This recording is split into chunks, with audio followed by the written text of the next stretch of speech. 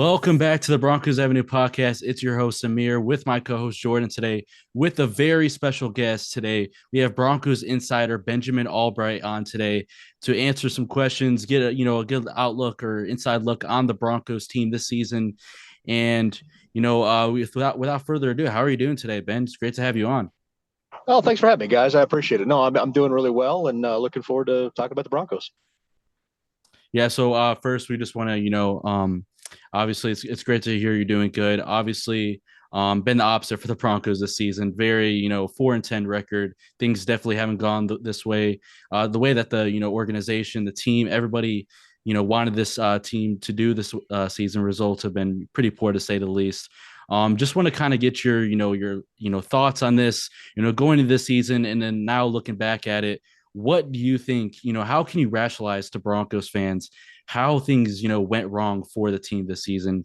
How did, besides the injuries and stuff, just from like looking at it schematically, what went wrong for the Broncos this year? What do you look at specifically on this roster that resonates with you that wouldn't really necessarily be, in the same perspective as most fans?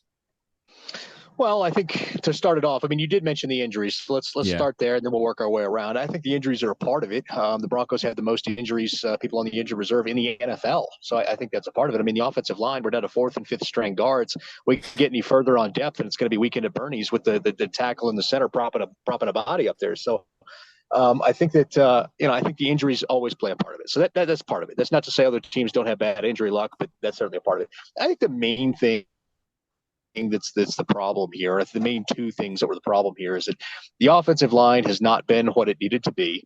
And I think that the Broncos got this idea that they were going to kind of have a hybrid situation where they brought in half of what Nathaniel Hackett was going to do, half of what Russell Wilson does, and kind of combine that and make something out of it.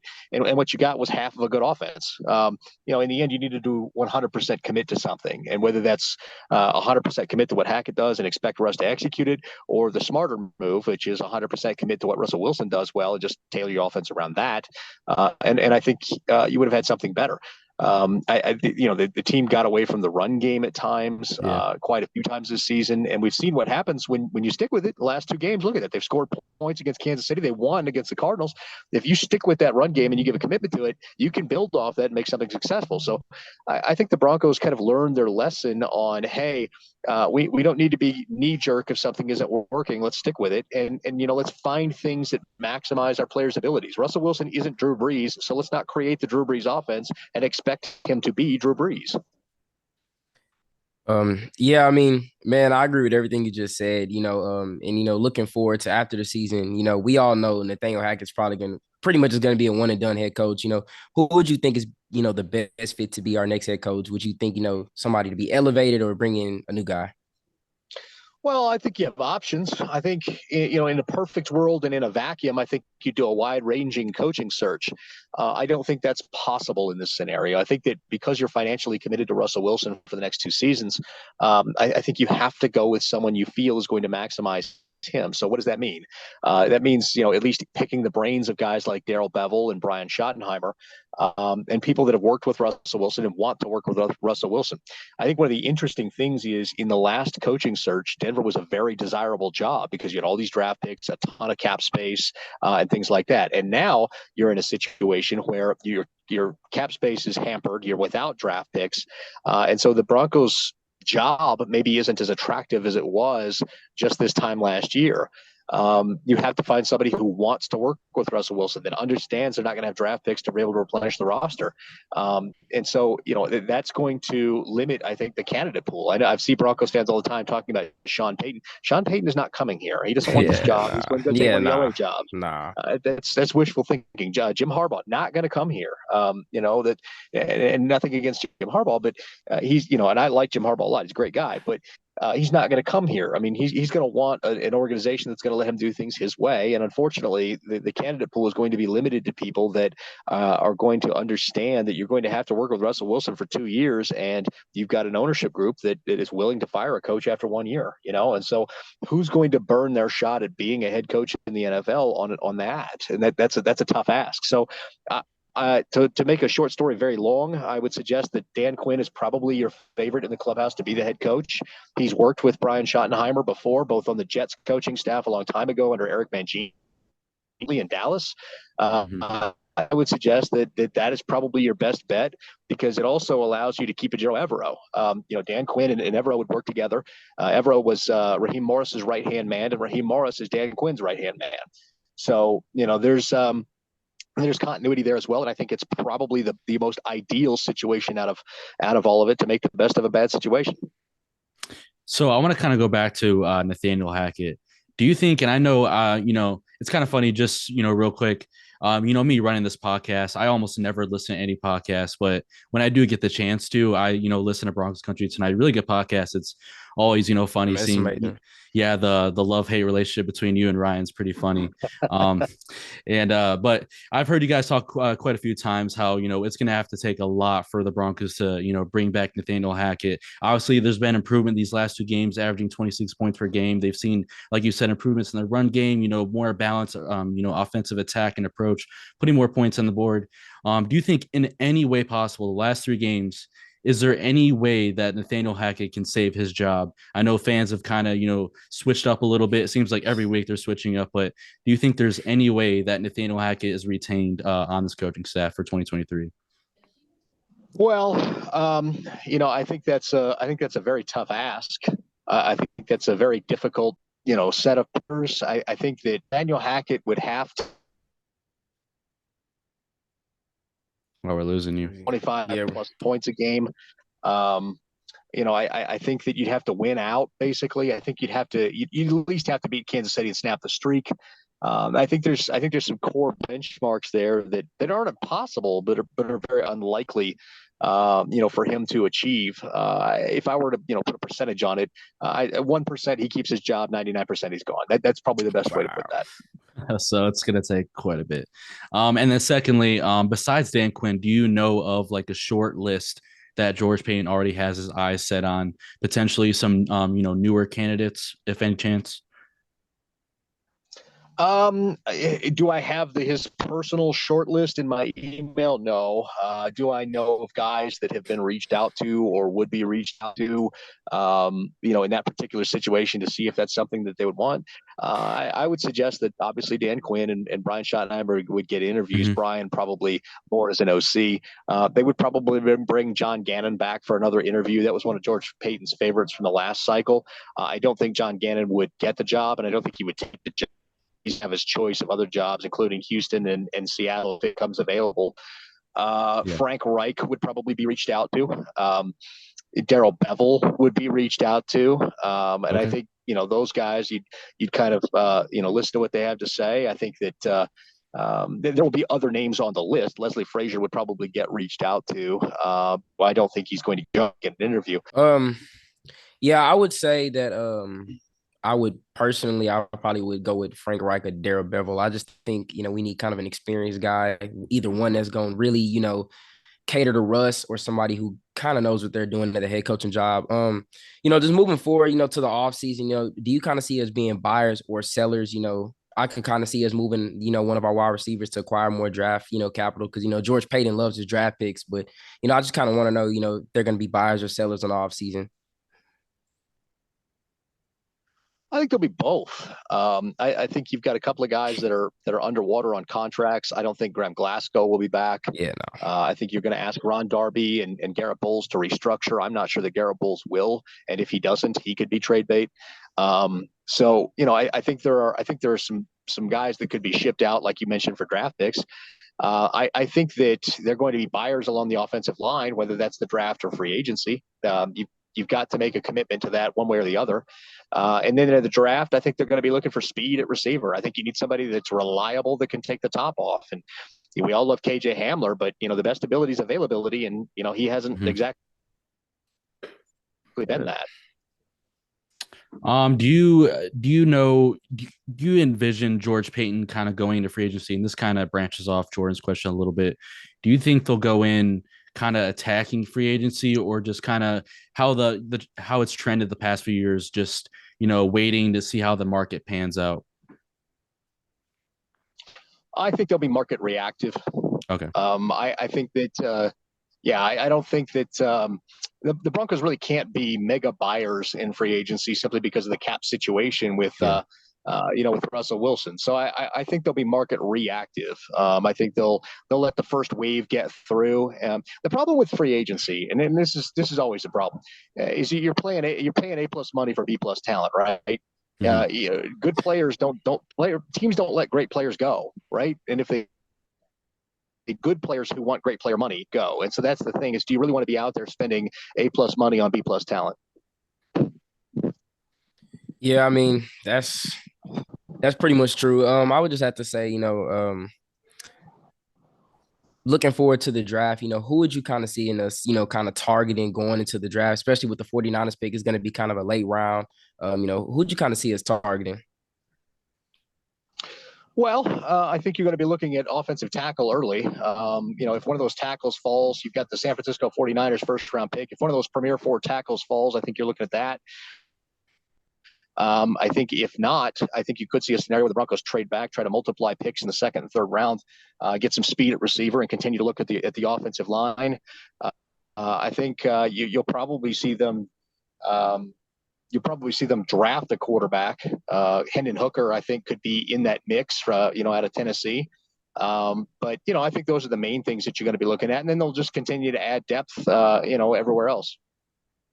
Yeah. So from what it sounds like, your offensive tackle, wide receiver is going to be the top 2 main priorities going into that draft, which is completely understandable.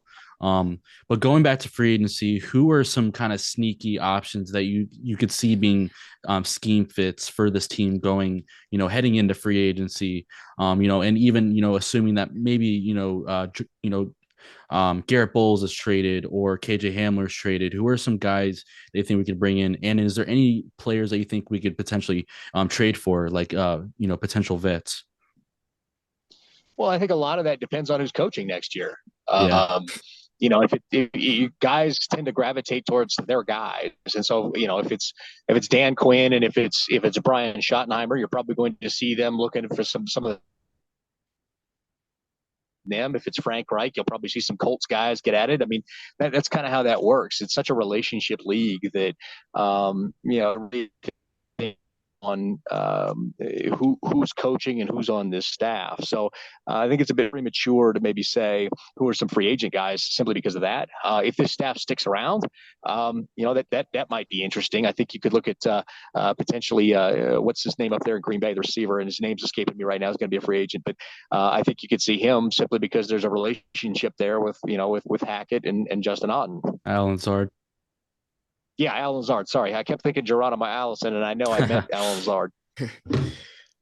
I'm go. I mean, the draft's gonna be exciting. I remember, I really closely followed your mock draft. I think it was the 2021 draft for Surtain, and I remember you got like the first 15 picks in a row correct. And I'm not gonna lie, I was shocked because I had no idea that Broncos gonna take Surtain. I was looking kind of more like a Justin Fields or a Michael Parsons type of thing. But I would say, going into the draft, I think Paris Johnson is probably a guy that I think we could take if he kind of can fall towards us, because I think Garrett Bowles might end up getting traded in the need for right tackle. I think he's going to be like a great fit for us.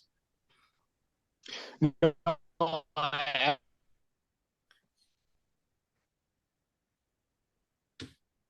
can't hear you, man. You cutting in and out. I think we might have lost him. Did we lose him? Did you guys get that answer? I apologize. No. Oh, no. No. Okay. Paris Johnson's one I would absolutely be banging the table for. Totally agree with you.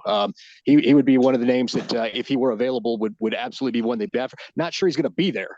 That's kind of the tough thing is just that you're talking about a guy who's probably not going to be there when they take over at the Niners pick, but that's somebody that I would absolutely just be jumping up and down, excited, throw my hat in the air kind of move.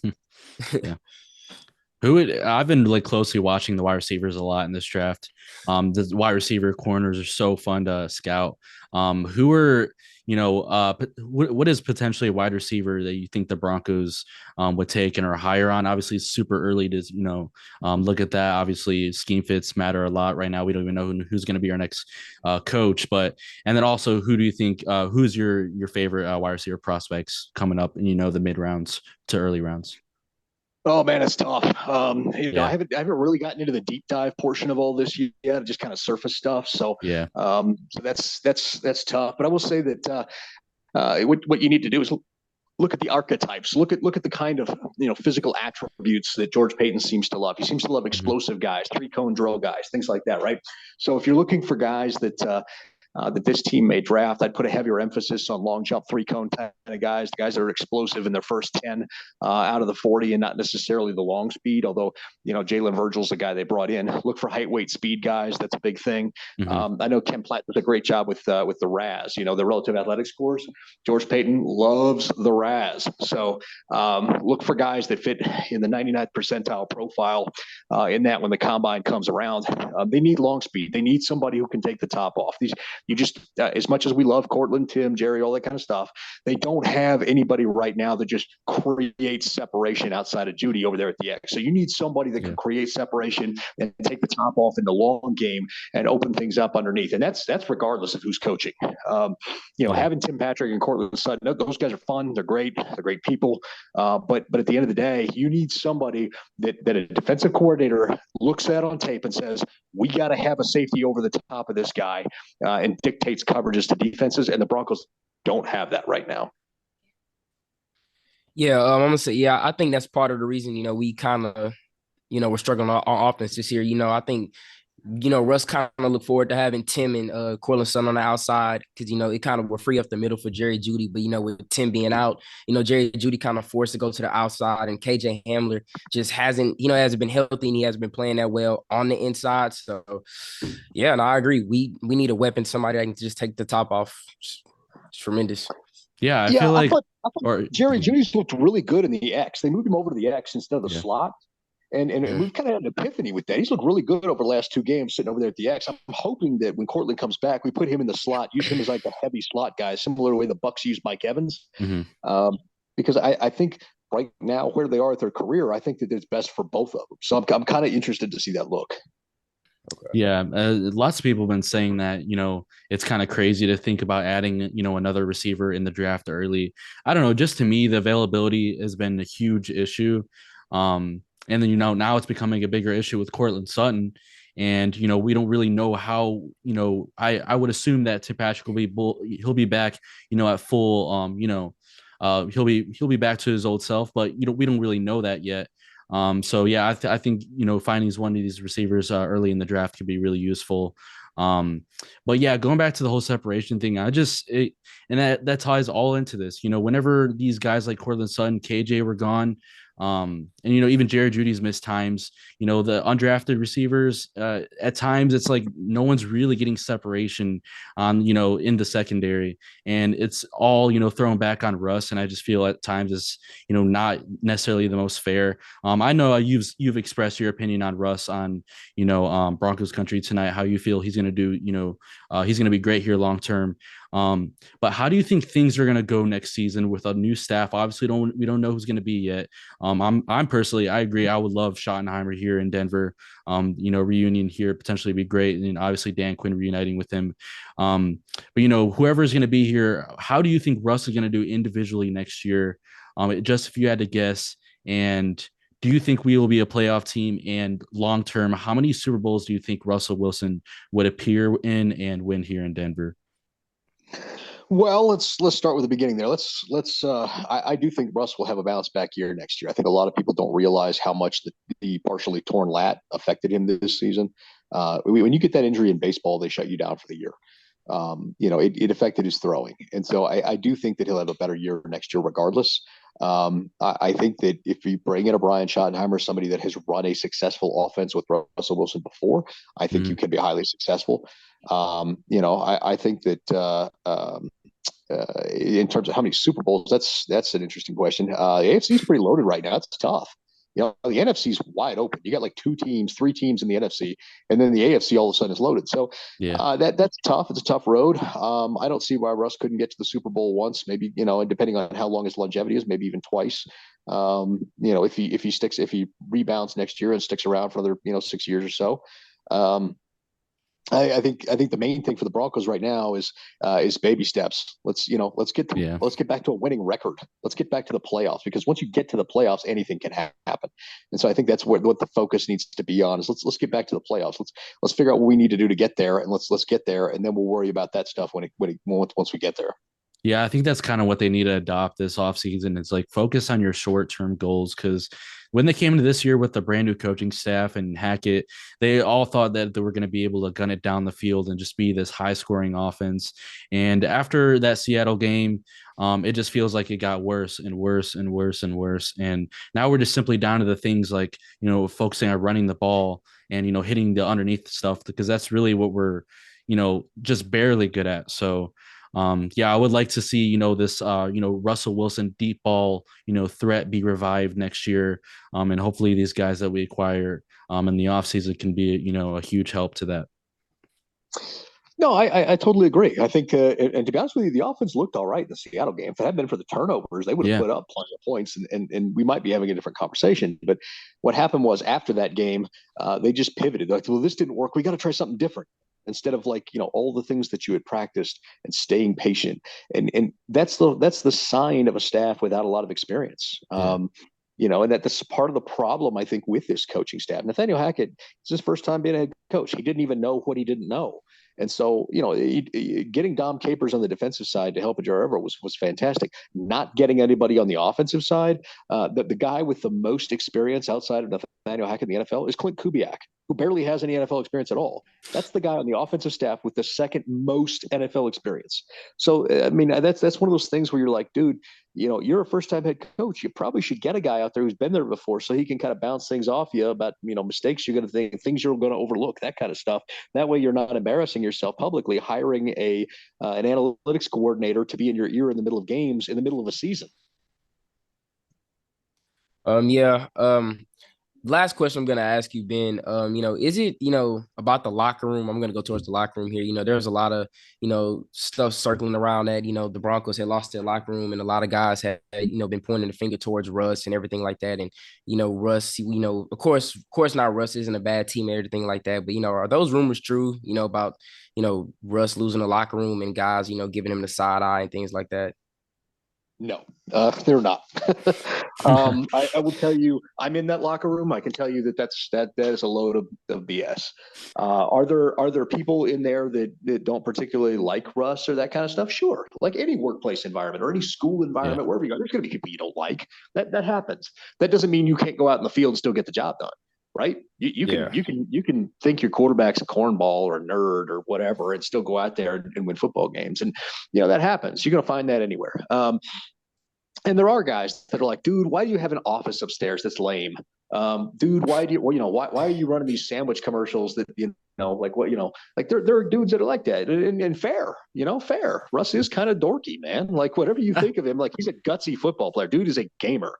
Yeah. But he is kind of a dork, Whoa, whoa. I think that's part of the thing. Like he is. He's kind of a dork. He is. It's fine. That's who he is. He's a little bit corny. Yeah. He is. But I mean, end of the day, like I don't care. Can you win me football games? I'm gonna go out and bust my backside to help you win football games. I don't care. I don't care if you're slinging crappy sandwiches or khaki pants or whatever the hell it is you're selling this week. Like, I don't care. So I think that's the thing is I think the narratives that have come out there, people telling them they lost the locker room, that's false. I'll just tell you, anybody who reported that is lying to you. And you can see that on the field. If he had lost the locker room, the dudes wouldn't be out in the field blocking for him the way they were in the Kansas City game, right? Yeah. So I'll tell you that. As far as the rest of it goes, though, I mean, these guys are out there fighting. They're a 4-win football team. They've been eliminated from the playoffs for 2 weeks, and they're putting their best performances on now. That tells you absolutely that anybody telling you they lost their locker room is false, because they would be, they'd have packed it in. These dudes are not going to put their bodies through 30, 40, 50 car crashes, because that's what tackles are in these games. if they're not invested, and they're invested in winning. They want to win. They want to build a winning culture here, and they all love Nathaniel Hackett. The problem is that everybody recognize you can like a dude and realize this ain't the guy in terms of being the head coach. So again, all the people, and I've one of the things about being in this job that has been so surprising to me is how many people are in media that pretend to know things that they absolutely do not know. And so that's one of those things that, and how many people will tell you that they know things that they absolutely do not know. So I would say this: anybody who's telling you that they've lost the locker room, I'd say to go watch the product on the field. And if you see dudes out there fighting and they're not in the locker room, they lost. Because I can show you tape of a Broncos lost locker room. Go look at Vance Joseph's second season. Go watch the Miami and the Philadelphia Eagles games, and I will tell you about a lost locker room after you watch them two games. Wow. Yeah, that's lots of people, lots of Twitter trolls, and I know you definitely know the end of the stick there, and all lots of people act like they're what they're not. Last question, just kind of going off of that. Have you ever? It's kind of funny. Have you ever seen Russ break character? Break character? Yes. I mean, not publicly, no. He won't. Whatever you think of him, he pretty much is that dude. Now he's more of a what you see in public is more calculated, I think, and he's cognizant of the brand and all that kind of stuff. But he's basically that dude. That's who he is. Like he's just that guy, And so that's kind of the thing. I think that there comes a point in life where people are so wealthy that and so removed from the life of normal people that they kind of lose touch with that. And I think that's a part of Russ's thing. I mean, Russ, Ciara's very wealthy, independently wealthy. They're very wealthy together. And they have like support staff for everything. They've got people that manage their time, their schedules, train them, cook for them, all that kind of stuff. You're so far removed from what normal people go through that sometimes there can be a detachment and sometimes there can be a I guess kind of a way that we all look at them as one thing, and the reality is they're just removed from that. Their day-to-day life just isn't the same as ours, and so I think there's a disconnect there. I think from the fan base and media and stuff like that. But the reality is he's just that guy. He's just a big, lovable, goofy dork, and that doesn't connect with sometimes with certain people in the locker room who aren't that, or are from a different background, maybe a rougher background, and then they just don't connect well with that. Yeah, no, that makes a lot of sense, honestly. Hoping Russ turns this around, because lots of fans have already given up on him, and it'd be a hell of a story when he turns this thing around, because we're here for it. We've been through a lot the last 6-7 years, so I'm really hoping he turns it around, regardless of what people want to say and report on him in the locker room. And the stories and media BS that they make up about him. I'm just here for the turnaround. I think a lot of Broncos fans are gonna, if you already did, turn on him, then they're gonna, switch up and act like they liked him in the first place. So, for the ones that are sticking with him, and much like three of us, we're really excited to see him, resurrect his career, because this season, obviously, like 11 touchdowns, like 8-ish interceptions, something like that. That's not a Russell stat line that we're not used to say the least. Right. I think I'll tell you this. I'll put it this way: there are two things that we all love to see. We all love to watch, right? And that's a hero fall and then a comeback story. And so I think this thing is setting up. Like I said, hopefully it's setting up for us to have that resurrection story next year. Mm-hmm. Yeah, I really don't see it ending this way for us, honestly. I really don't. I like, nothing tells me that it's actually going to end this way for Russ. Like, I feel like him coming to Denver, he didn't expect it to be this bad, but I'm sure he knew it was going to be a bit of a struggle to get to where he wanted to. And I'm sure he still wants the Super Bowls, and he wants to build on his legacy. I really don't think it's going to end this way for Russ. Yeah, I think he came out here to kind of try to reinvent himself. He'd been a run-heavy offenses in Seattle. He wanted to be Drew Brees, put up those kind of numbers. And he got in an offense where they tried to do that for him, and he's just not that guy. So he can be an MVP caliber talent in the right offense. And I just think that he thought he was capable of doing something he wasn't, and he's having that realization. And now they recognize, hey, we need to turn this thing around, get back to what you're good at, and we can win that way.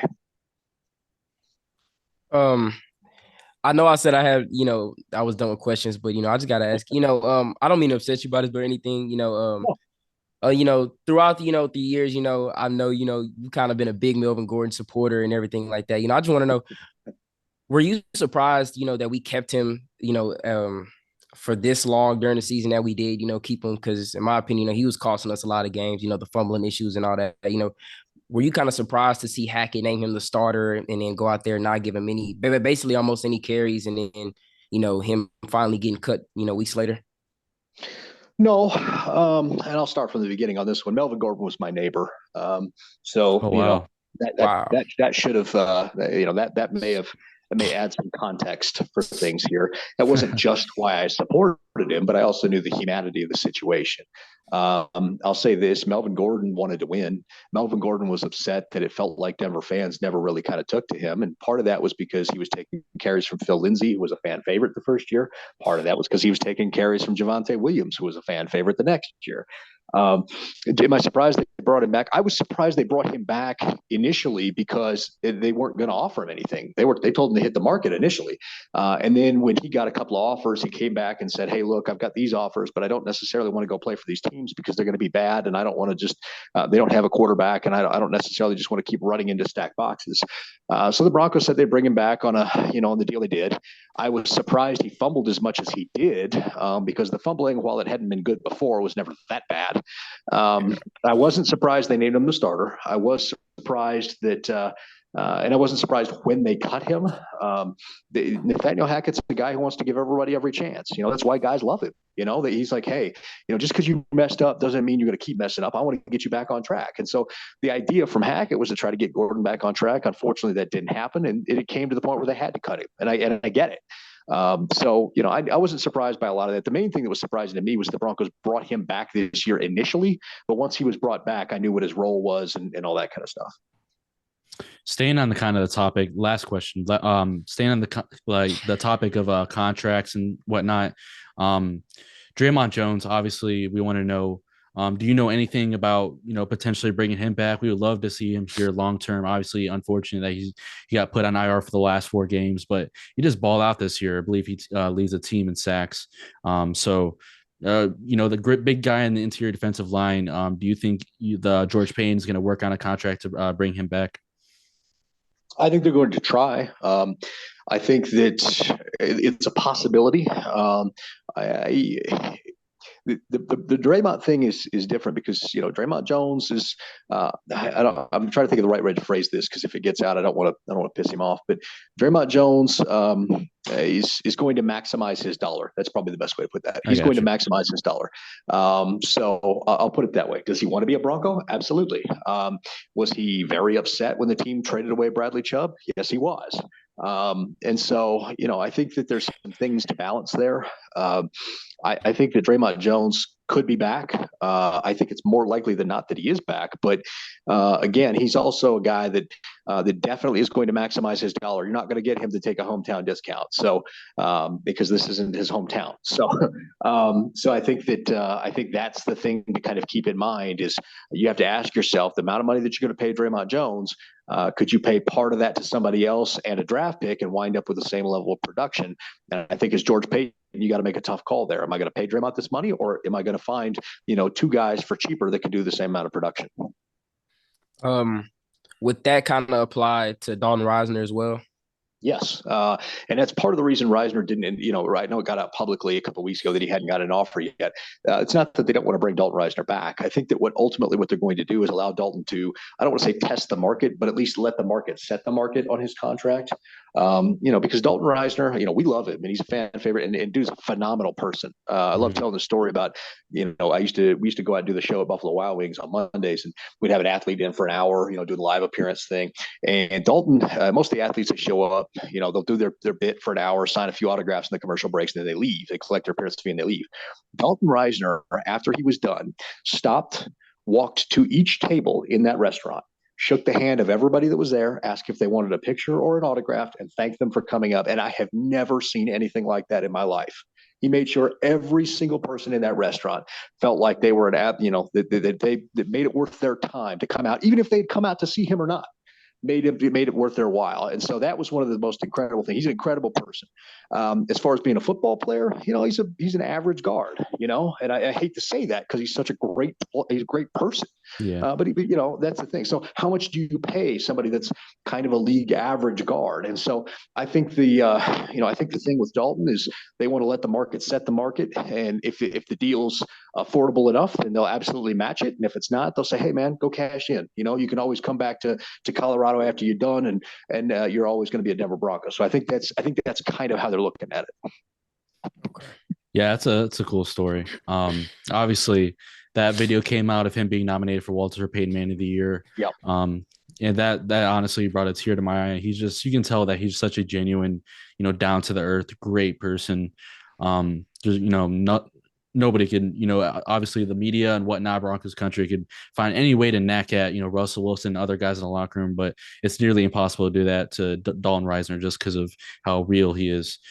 So yeah, obviously, would like to see them both back in Broncos uniforms, but it ultimately comes down to the on the field production. I honestly would personally, prefer bringing Dre'Mont Jones back, and potentially finding like a vet or draft pick to replace Dalton Risner. However, we're going to go about that.